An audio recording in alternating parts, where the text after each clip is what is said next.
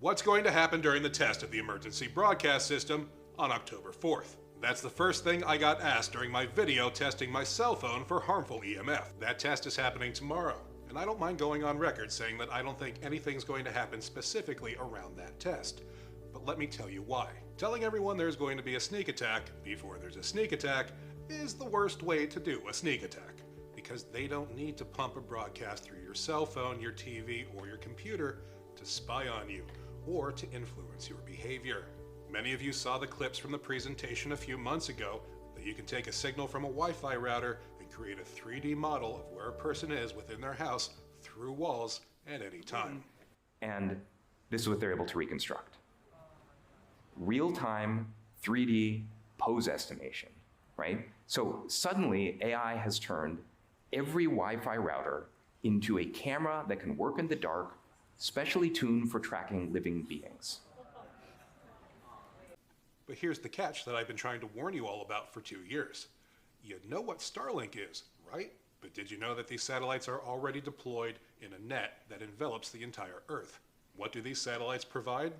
Wi-Fi. So though the technology is a bit different, you can think of Starlink and its satellites as a network of routers. So what does that mean? They can 3D spatially model you anywhere on the planet through walls at any time. They can see you anywhere you are at any time. And that technology has other capabilities, such as being psychoactive. You can influence thoughts and the mind with the same types of technology.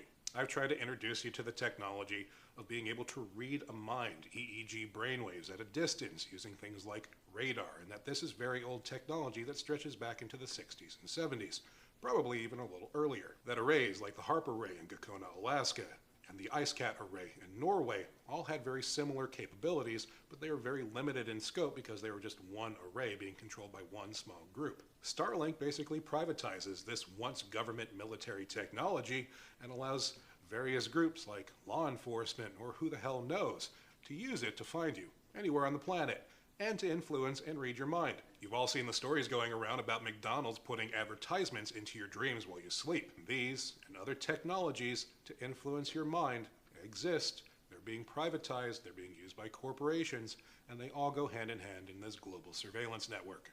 Now, if a private company like McDonald's can openly boast that they're going to put advertisements directly into your dreams, what makes you think that all the people out here are starting to have ascension symptoms, hearing voices that aren't their own, are just having some kind of reaction to similar technology that's already out there and being deployed?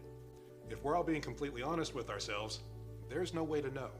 But a population that's so disoriented that it doesn't even know if the voices in its head are its own is a population that's very easy to control.